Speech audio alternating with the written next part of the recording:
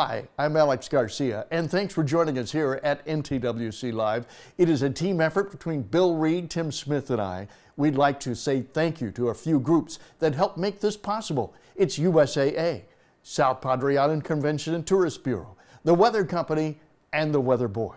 And now, here's Tim Smith.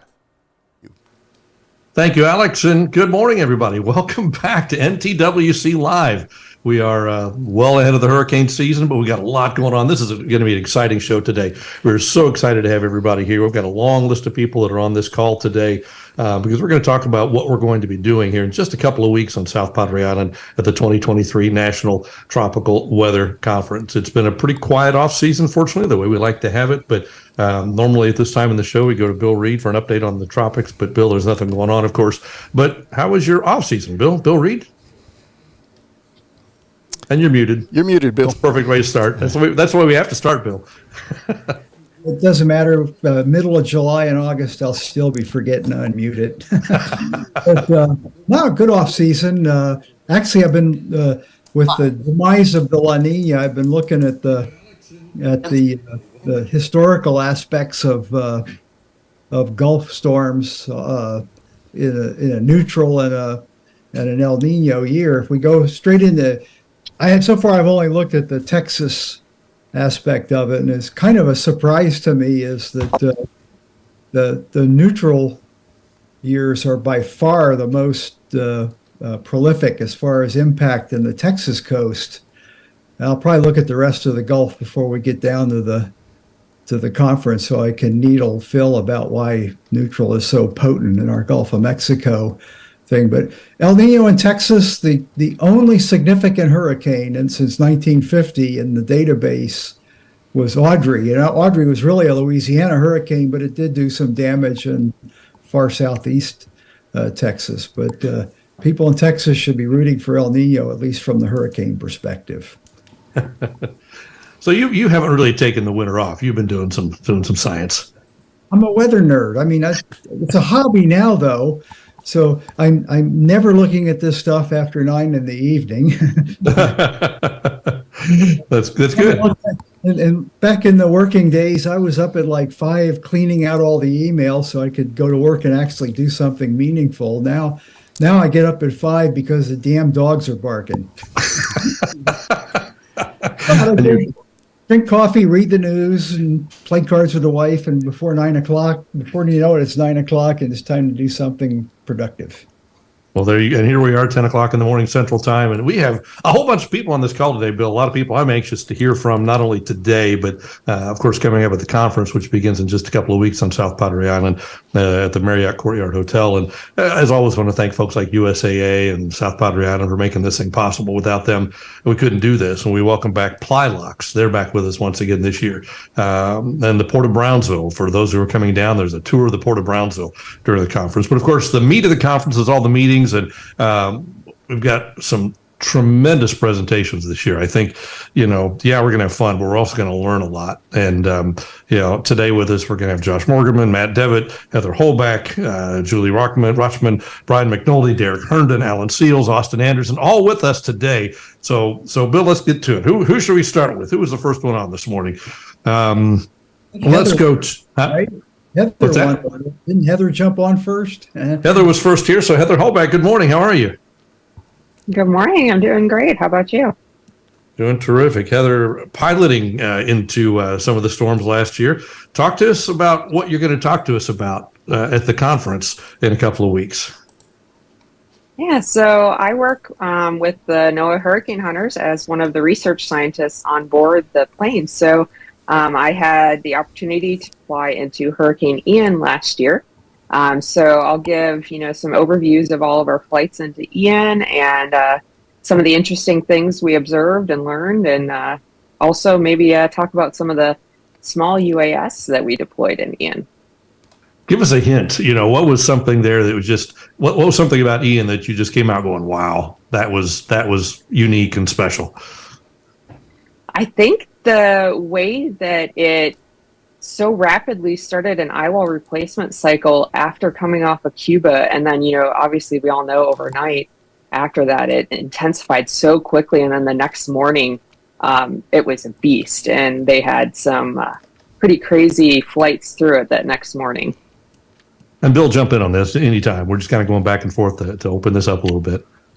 Yeah, that if Heather, correct me if I'm wrong, but you work out of Tallahassee, is that correct? That is correct. I'm actually employed by Florida State University.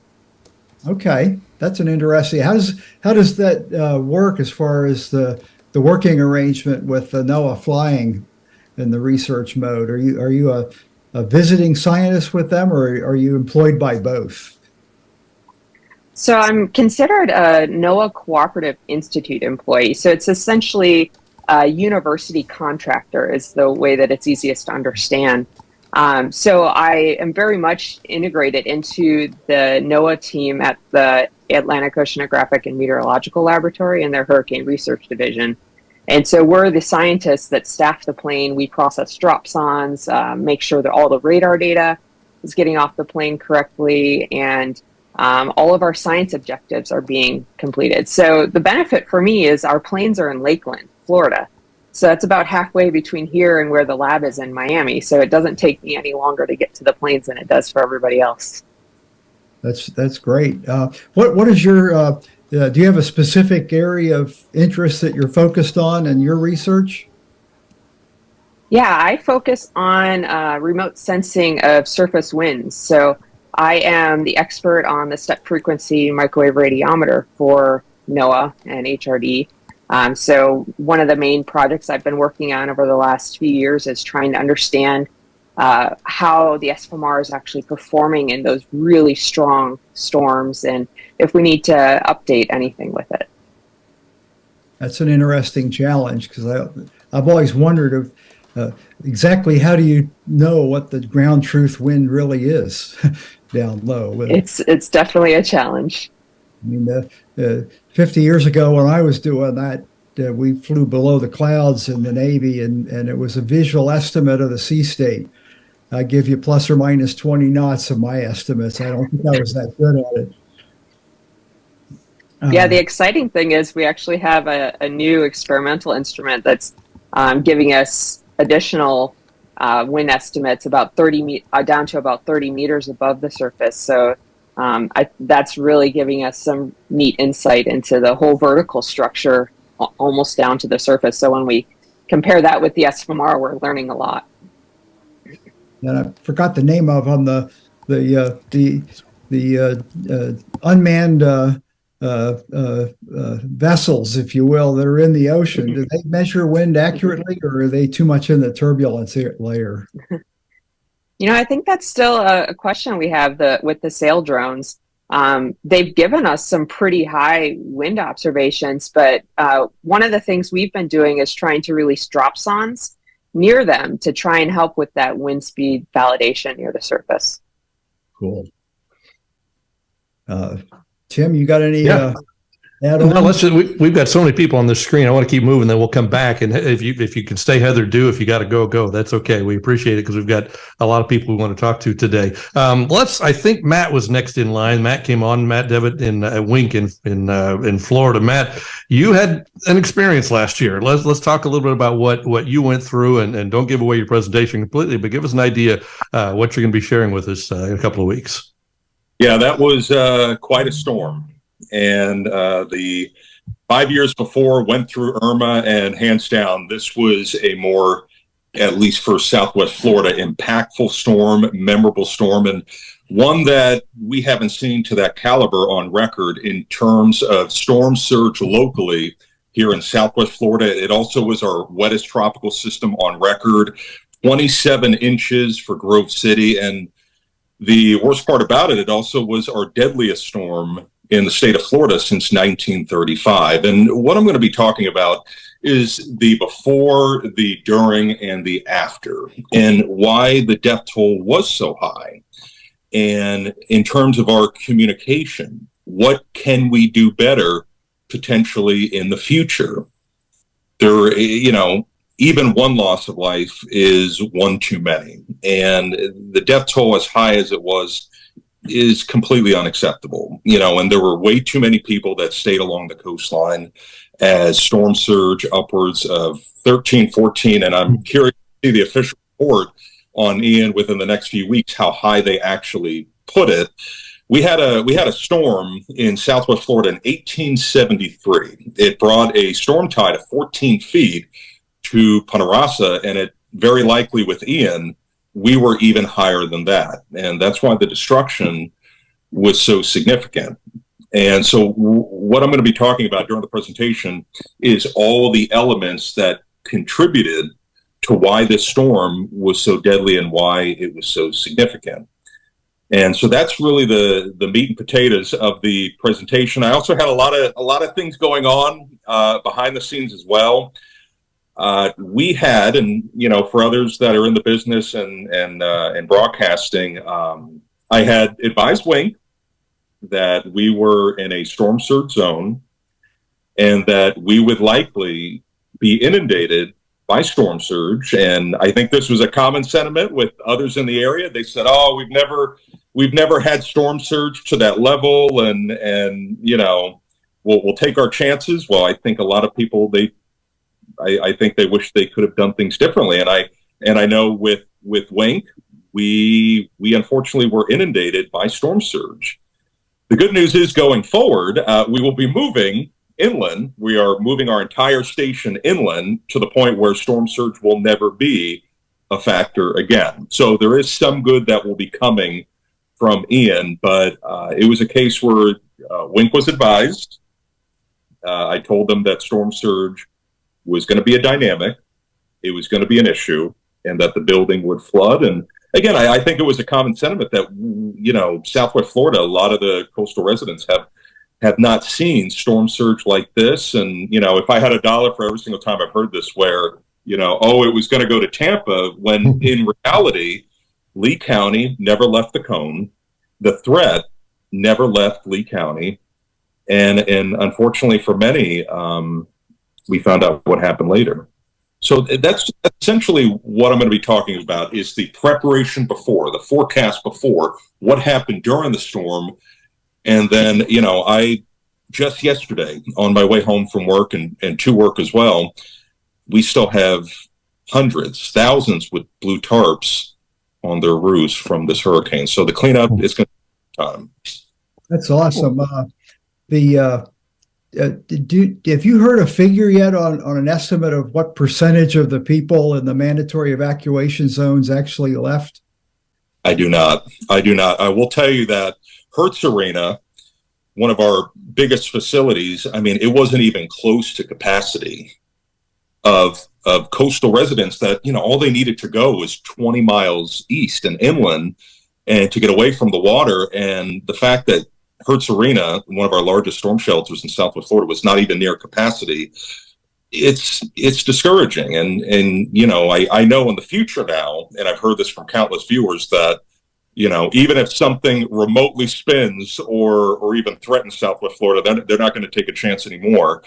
The problem is it's a little too late. And at least now going forward, a lot of lessons have been learned, and they're not going to take a chance ever again. One would hope that, but just for a point of reference, it's been coming up on 6 years since Harvey. People that were flooded in Harvey that didn't have flood insurance, rebuilt just like they were before, bought their flood insurance, they're now dropping it. How about that?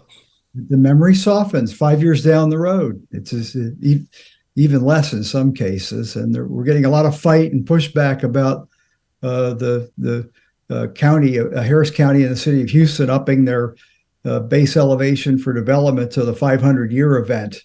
And the developers are chipping away, fighting tooth and nail to get that removed. I wouldn't be surprised if you see that down the road.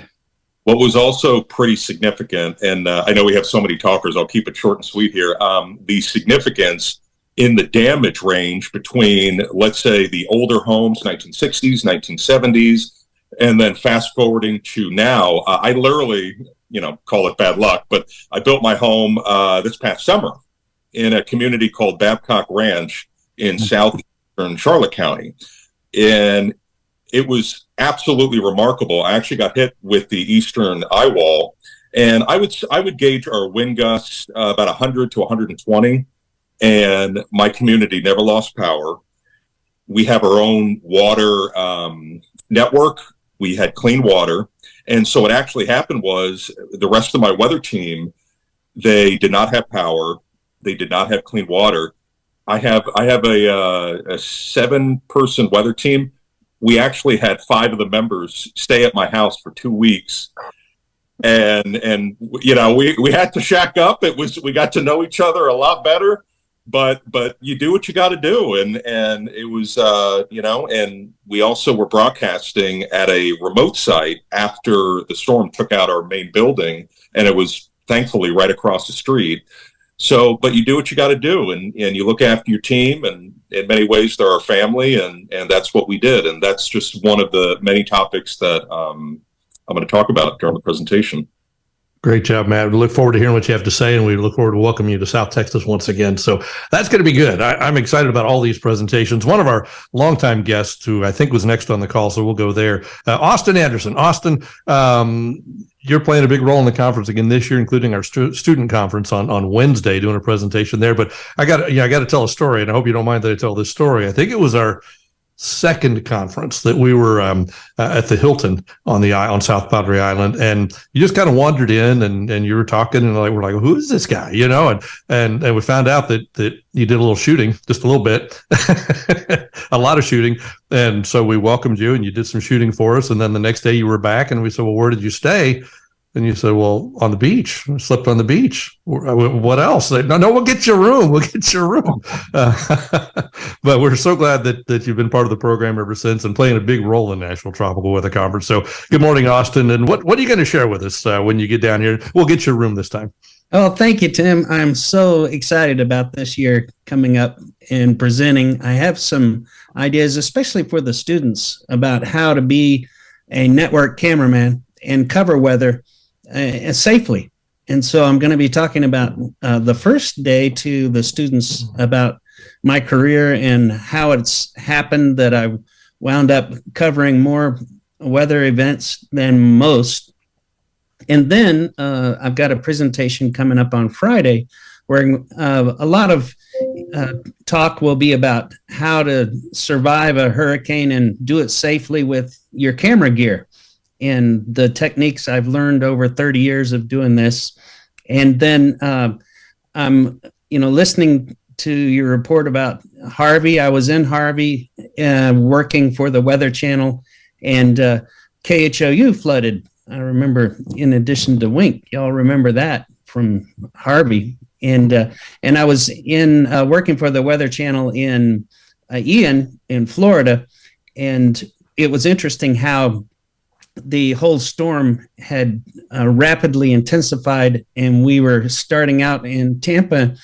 And the meteorologist I was working with that morning going live from Tampa in the harbor, Stephanie Abrams, she says, hey, this storm is making a right turn. We got to go south. And that was a big scramble. So I'm going to talk about that in my presentation about how when you see you have to move to get closer to the storm landfall, that you have to do it fast and efficiently and safely. And there were I think a lot of people have done this, and I think, Josh, you've done this too, where you are driving into an area that's backed up with evacuees on one side of the highway and nobody on the other side, but you're going straight in there. And that's what we were doing over the causeway there in St. Pete and getting down to Fort Myers, but we didn't get all the way into Fort Myers because there wasn't a place to stay. You have to figure out a safe place, and it's hard to scout that. And so I'm going to talk a little bit about what we wound up doing in Ian, how we were there for 4, maybe 5 days, even after we lost power, in a house that was rented for us by the Weather Channel, and all of us working together, 4 of us, the 2 meteorologists, a producer, and myself, the cameraman. And how we prepared for that too, because losing power and food and no way to get around, but we're still having to work and cover the aftermath, for example. So I'm going to talk a little bit about how you do that. and how you keep your camera gear dry. That's so important to know how to do, because there was a storm, well, probably 12 years ago in Bermuda, and another cameraman came in from Florida, and I was working with Jim Cantori, and he had just bought a brand new DSLR to shoot the storm with, and he had heard from Canon and all the reps that it was waterproof, but not in a hurricane. He didn't realize that it wasn't going to survive. So his whole camera went down within the first 10 minutes of being out in the weather like that. So I was having to give him video just because he was going to get in trouble for not having. I also carry a backup camera, by the way, on that end. So, but I'm looking forward to this year's conference and seeing everybody in person again. I think, this room that we're in today is a lot like what our hospitality suite's like at the end of each day, where everybody's here together and you're just sharing stories. There might be a drink involved, if at least with a few people. I don't know who, but sure. but it's just a chance to share stories. And Austin, you've been so great about sharing so many of your stories. Did you find yourself in any precarious situations last season? Absolutely. It seems like we're getting into severe spring season, and I'm already have been up in the Oklahoma tornado alley and covering those storms, and then it started early this year in January, where we were in Idabel, and it was hit hard. Just a couple of weeks ago, was in Cheyenne, Oklahoma, where they were hit by a tornado, and it's interesting that my history about being picked up by an EF5, which the El Reno tornado, that since that has happened, we don't go out and chase storms anymore. We get a storm chaser video, and then we go in and do the aftermath. That seems to be a lot safer, because you think about, you do a news package for covering a storm. You use maybe 10, 15 seconds at the start of your story about, this is the tornado, this is what hit. And you use like user-generated content. It's like a storm chaser's cell phone or a dash cam. The rest of the story for maybe 2 more minutes is what happened to the people that were hit by this storm. And so that has been a change over time for that. I'm sure that your lovely wife is happy that that's been a change in your life as well. She is looking forward to attending this year, and we're looking forward to being there and visiting with everybody. And she just retired, so now she has lots of time to. We might put her to work. She could. I remember one year you did put her to work as a producer, coordinating live shots, and she used to be a reporter. So, yeah. Well, we'll find something for her to do. If nothing else, just have lunch with us. That'll be good. Well, that'd be great, Tim. Yeah, we appreciate it, Austin. Thanks for all you do. And again, stick around if you'd like. That's great. You mentioned Harvey, and when you mentioned Harvey, I saw Brooks' hand go up and go, "Oh my God, yeah, I remember that." So let's go down to Brooks now. Brooks Garner, not in Houston anymore, but still covering hurricanes, and I think you get the award for the best shirt of the day. Good morning, Brooks. Going old school. That's right. Love it. One of the first conferences. Well, hey guys, I'm very excited to come this year. I'm in Orlando now, and it's good to see all of you. I can't wait to see you in person. Of course, Bill and JD and a few others have experienced the fun of Harvey, and Ian was very much like that as far as a redo. It almost felt like Harvey was a dress rehearsal for Ian as far as the impacts went in Orlando. So my presentation is going to kind of complement Matt Devitt's presentation, as far as, instead of talking about the landfall and the most acute impacts of the hurricane itself, more of its inland impacts. And one of the biggest things revealed was that the Saffir-Simpson scales, I guess you could say the things it doesn't cover were revealed. A lot of folks here in the Orlando area and on our coastline, we cover from roughly Flagler Beach up in Flagler County down to like the Melbourne area in Brevard County. So there's Brevard, Volusia, Flagler in our DMA. And folks there were like, "Oh, it's only a Cat 1, no problem at all." And by the time I got here, we can do a tropical storm. But essentially what it did was, as Matt had mentioned, dumping like 27 inches of rain in Southwest Florida. Here it dumped between about 15 and 20. And that was enough after a very wet, rainy season, like record rain during our rainy season here in Central Florida. It was enough to put it over the edge. And so we saw the worst flooding in history. as far as recorded history goes. And it was very much like Harvey, where you had, there were a couple of homes in Houston, a couple of neighborhoods built in the Addicks and Barker reservoirs, which are these flood mitigation reservoirs on the northwest side of Houston. They're essentially big earthen dams, and they're designed in unthinkable situations to essentially fill up with water, sparing downtown Houston of like raging floodwaters, which had plagued the city back at the turn of the century, of the last century. But what happened is that, as Bill Reed had mentioned, that people have forgotten what flooding is like and they dropped their flood insurance. These developers somehow got permits to build subdivisions, entire subdivisions inside the borders of those earthen dams. And I believe it was the Addicks Reservoir, and one of those communities had filled up with water predictably and stayed flooded for like a month. And so we had the same thing happen here, a little town called Sanford. There's a community built, a whole subdivision inside of the nature-designed and nature-designated floodplain at the St. Johns River in Lake Monroe area. And they were underwater for like almost 2 months. People were literally canoeing to get the groceries and go back to their homes. And so there's a lot of that. And it also revealed the inequities as far as the poor areas historically have been built in lowlands. And it was interesting to see and tragic to see that a lot of these homes had been multi-generational. So they were paid for 50 or 60 years ago, and their children live in it, and the children of their children live in it. So they couldn't just pick up and go and move to higher ground. So they're stuck. And the circle continues because they don't often have flood insurance.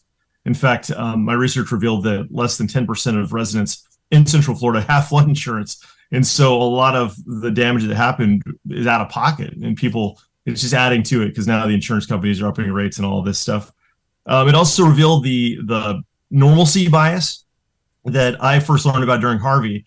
The idea of a station flooding seemed kind of strange. And I know Matt had mentioned that, he'd warned the folks at Wink that, hey, this is going to happen. They're like, sure, it will.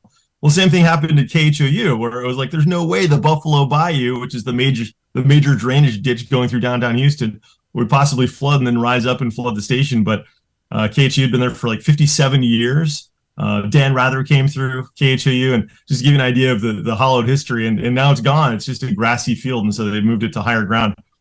Fortunately, our station here in the Orlando area did not flood, but a lot of areas around did. So we'll talk about that. And then as far as covering Ian goes, one thing I was going to hit on was the idea of communication. And this was something that I was inspired to talk about from Alan Seals a while back. Hey, Alan, when he was back in the day approving my NWA seal.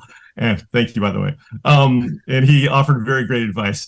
And one of those was being human. And that sounds kind of silly to say it like that, but the idea of sympathy and compassion. And it's one thing that separates us from, for instance, the future of artificial intelligence and the idea of getting bad news from a computer voice versus from a person. So we'll talk about that and how that role played, and just sort of being there for folks. And we, of course, had skin in the game, also having impacts to our personal lives in our homes here. But for viewers to understand that we're actually like human beings on the other side, definitely helped the communication and the ease of that communication. So yeah, we're going to talk about that and much more coming up. But that's the skinny of it. Tonight at 10, yeah. Yeah, tonight at 10, I'll see you there. But that's the skinny of it. So I look forward to seeing you all. And this is going to be an awesome conference. It's going to be fun to get back to Texas. It's going to be great to have you back. It's going to be a terrific crowd. And again, compliments on the shirt. I want to do that color again. And we're not doing it this year, but I want to get that color back. That's a good looking shirt. Nice. Everybody loves it. Whenever I go to the grocery store, I'm at Publix, and they're like, oh, wow. Are you a meteorologist? With the darker colors, they ignore it. I don't know. The thing I get most is that really a thing? Do you guys get together and talk about this stuff? It's like, yeah, you think? So funny. Maybe so. A lot of folks still to come here. We've still got Josh Morgan, Alan Seals, Derek Herndon, Brian McNulty. We've got a whole group. I want to take you real quickly, though, to Brian Norcross, who was not on the call, but he did join us with a recorded message. So let's see what Brian's going to talk about at the conference. Brian? Hi, everybody. I'm looking forward to seeing you soon. The title of my talk is going to be Why the Cone Overwhelms the Warning Messages and What to Do About It. Of course, this was driven by what happened in Hurricane Ian last year, but it really comes down to, I think, of what we mean when we say the forecast for the future track or the future of the hurricane. Is the forecast the dots that the National Hurricane Center puts out, or is it the cone, or is it really the watches and warnings? Which of those is the forecast, or is it some combination. So that's what I want to explore, and not that I have any definitive answers, but I have some ideas, as you can imagine, on that subject. So look forward to seeing you all soon in South Padre, and looking forward to a good conference.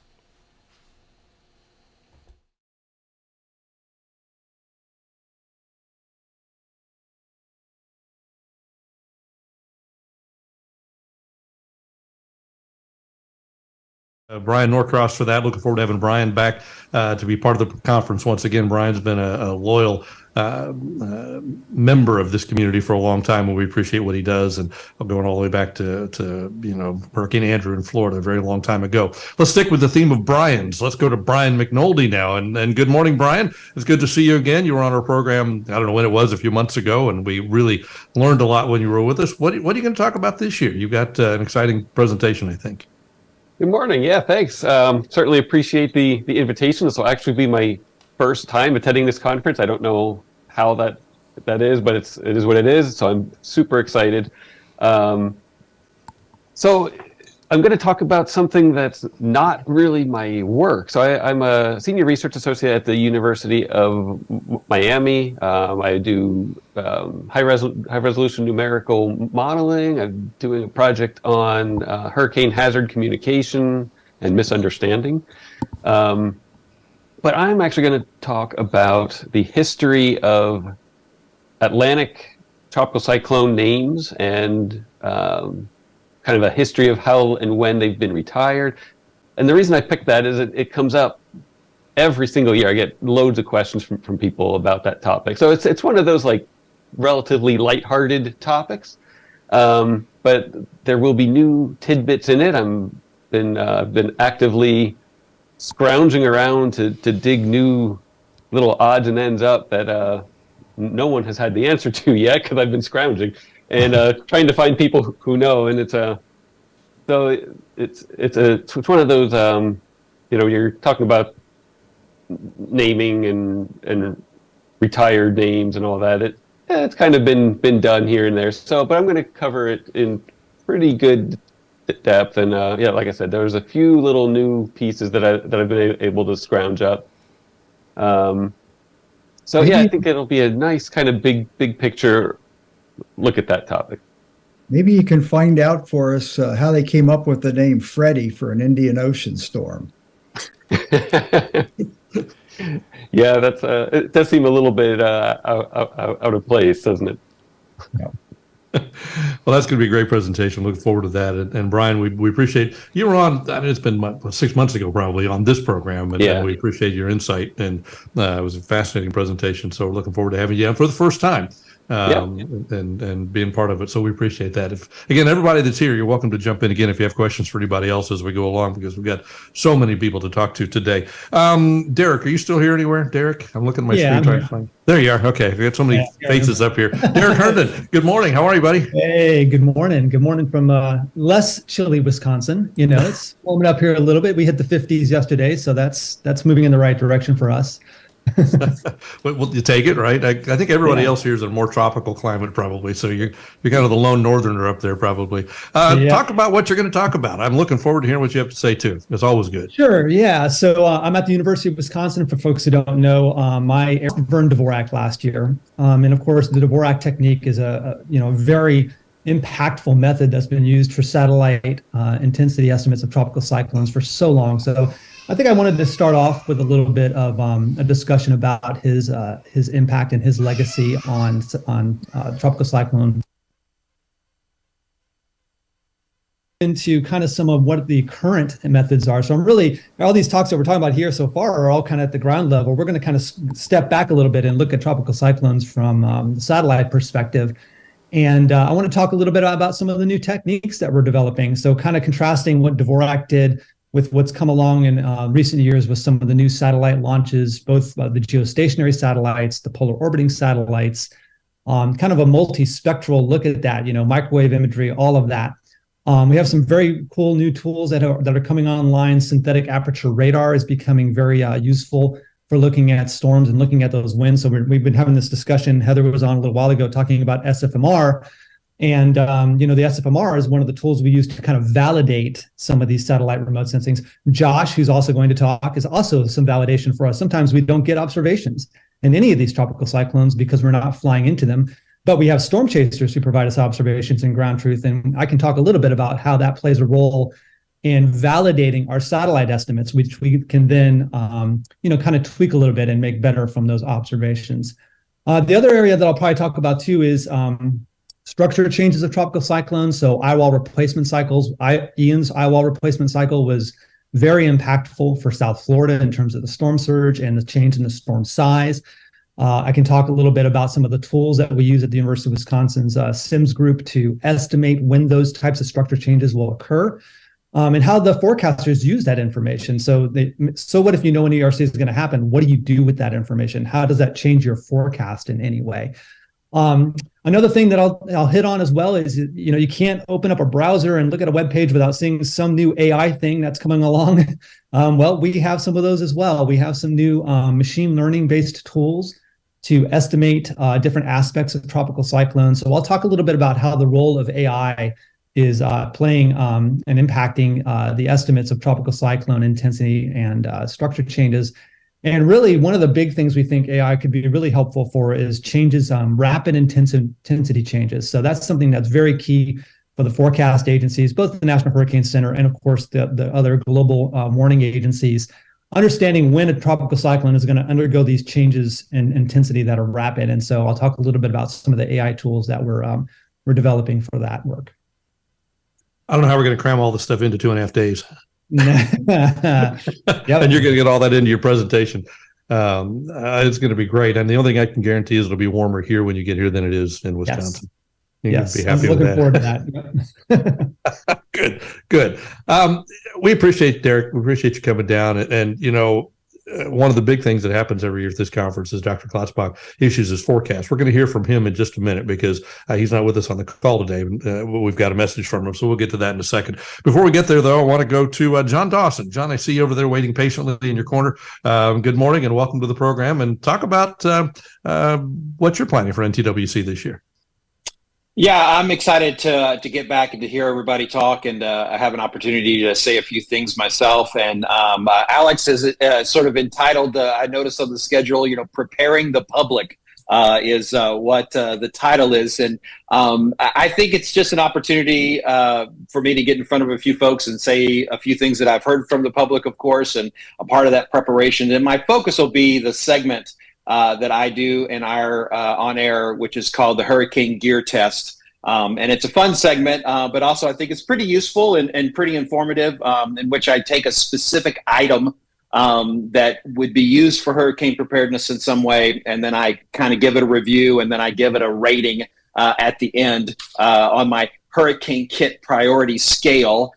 With it a Cat 4 or is it a Cat 5 as far as how useful it would be as part of somebody's hurricane preparedness plans. And so it gives me the opportunity to remind people of the very basic things, but then even just the idea of people know they need food and water, but sometimes the actual practicality of that, how do I actually have that food and water, and what would work for a family versus someone who's just maybe taking care of themselves only. And so getting a chance to discuss some of that and explore some of that.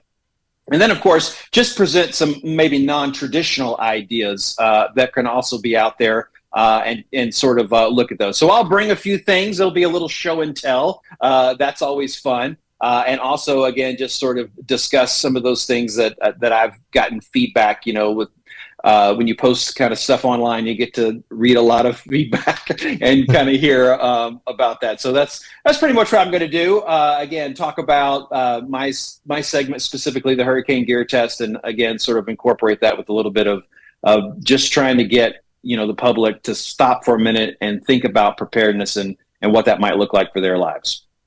I think that's good, because one of the good things about this conference, you guys that have been here know that good ideas are always shared and always stolen, borrowed, because they say there's no original ideas, but that's a good one, and the good thing about this is not only you present, but then we sit in the hospitality suite afterwards and talk about what worked about it, what didn't, and we all improve on what we're doing. I think, John, that's an important part of it.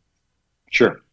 So, well, we appreciate it. Looking forward to it very, very much. Let's go to Dr. Phil real quick. After Dr. Phil, we'll have, we got Alan Seals, we got Josh Morgerman. We'll get to you guys in a second, but let's go to what Dr. Phil sent to us because, of course, we all wait for his forecast. And with the El Nino, La Nina situation changing, I think it's going to be interesting to see what happens. But let's hear what Dr. Phil has to say.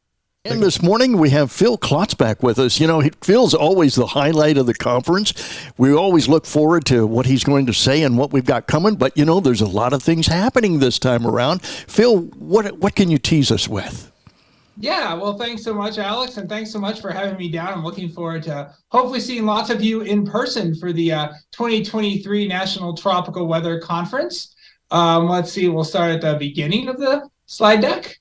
And we will go from here. But yeah, just to kind of outline a few of the thoughts that we have. And then obviously we'll be releasing the forecast live from the National Tropical Weather Conference on April 13th, Thursday at 10 a.m. Central Time. So certainly invite you to tune in then. I know we'll be streaming live if you cannot attend in person. But just to kind of highlight a few of the things that we're really focusing on when we do these seasonal hurricane forecasts. Our group at CSU, founded by Dr. Bill Gray, has been doing these. This is our 40th year of doing seasonal hurricane predictions. So we've been in this business for a while. And one of the big things that we look at every year when it comes to seasonal hurricane prediction are the sea surface temperatures. And the reason why we look at ocean temperatures is because they tend to have a lot of persistence from day to day, from week to week, from month to month. And on long-term timescales, the ocean tends to drive the atmospheric circulation. And obviously the ocean and atmosphere both combine to make it such that you can either get or do not get hurricanes, and especially strong hurricanes. So here is the current sea surface temperature anomaly pattern. And here when we refer to anomalies, we're talking about differences from the long-term average. So in this plot, reds indicate warmer than normal water and blues indicate colder than normal water. And now we're popping on a couple of rectangles. That blue rectangle highlights the eastern and central equatorial tropical Pacific. And if you've been following along in the last few years, in general, the waters there have been cold. We've had a La Nina that's generally been present for about the last 3 years. A few weeks ago, NOAA declared that La Nina event is over. Right now, we have what's called neutral conditions, which means neither El Nino nor La Nina. But you can see there is some warm water in the eastern equatorial Pacific, potentially leading us to think we might get an El Nino this summer and fall.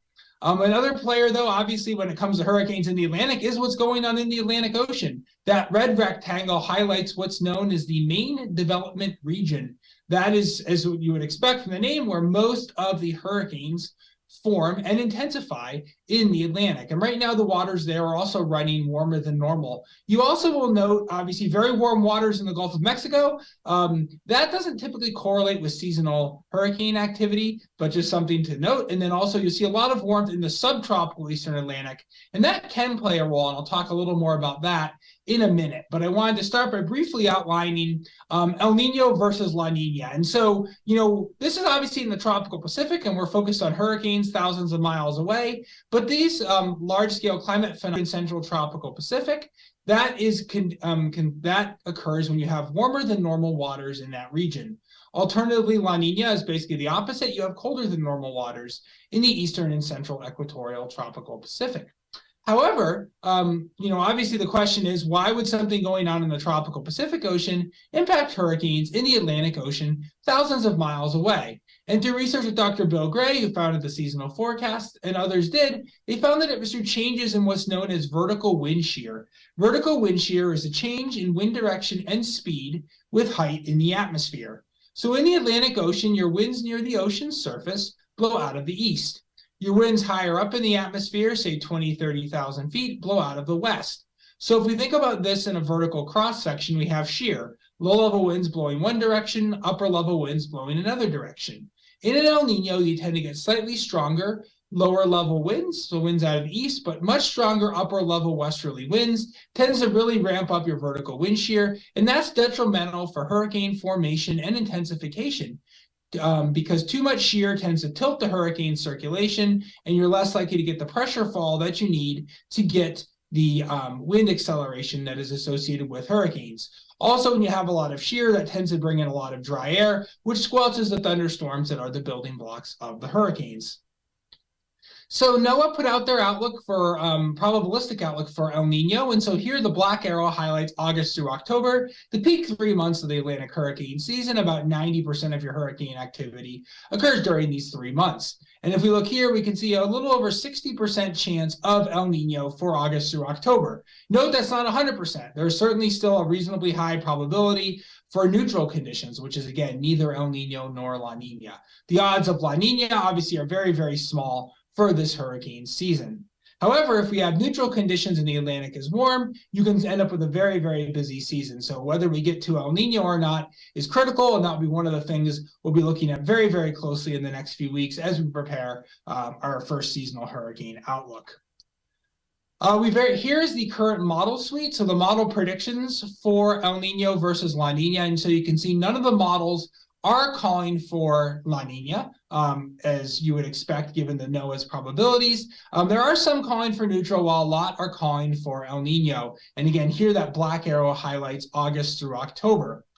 Now, probably one of the best climate models is what's known as the European Center for Medium Range Weather Forecasts, or ECMWF model. And this model runs a variety of basically an ensemble, which is basically you take the observed conditions, you tweak them slightly to kind of include the kind of uncertainty in those observations, and those very small errors grow with time. And that kind of gives you an idea, basically, the spread of solutions. And so this model in general is pretty aggressively calling for an El Nino.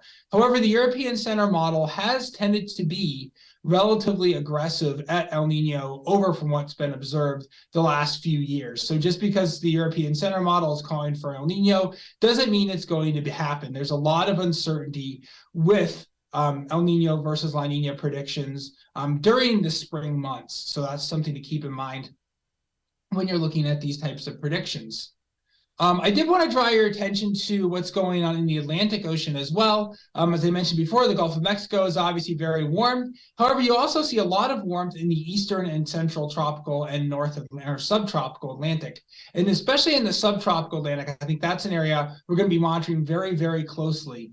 The winds blowing across the Atlantic have been quite weak the last few weeks. And if you have weaker winds blowing across the ocean, that tends to mean less mixing and churning up of the ocean surface, which tends to lead to a warming ocean. So we see these warm anomalies across most of the subtropical and tropical Atlantic.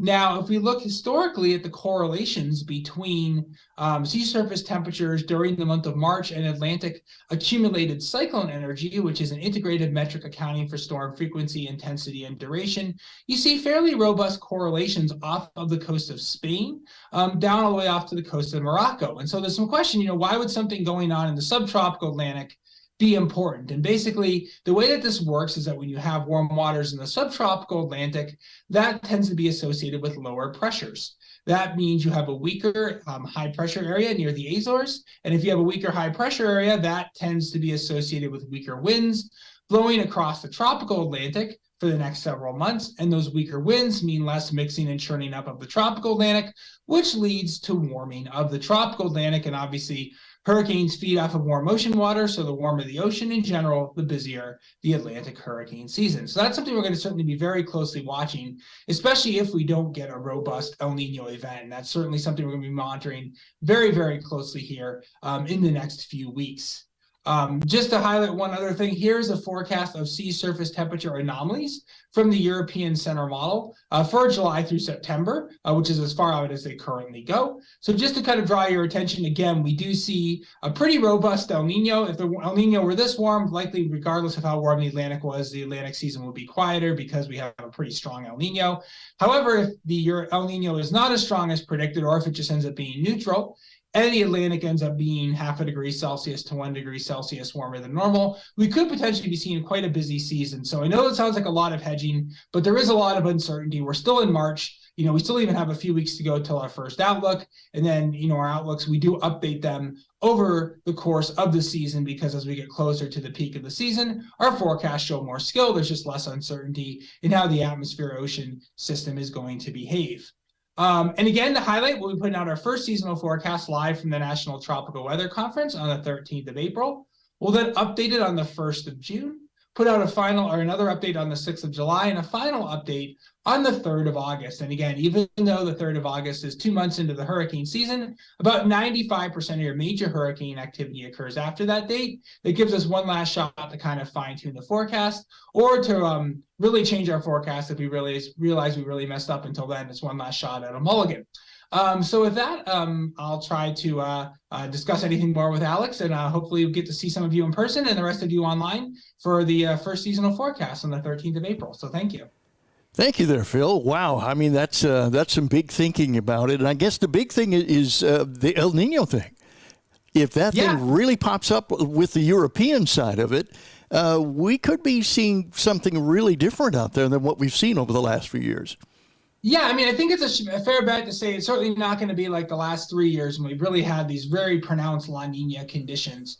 2020 was obviously an extremely busy year. 2021 was above normal. Last year actually ended up pretty much near normal for most metrics. Even though we had La Nina, we had some strong shear that likely was driven more by mid-latitude influences, especially during the early part of the season. I think I came on and was talking about why the heck August was so quiet, and then September came around, and obviously September was a very busy month, most notable for the two major hurricanes that hit, which both formed in September, Fiona, and then obviously Hurricane Ian, which I know we're going to talk about extensively when we're down at the National Tropical Weather Conference. Yes, go ahead and let them through. All right, yeah.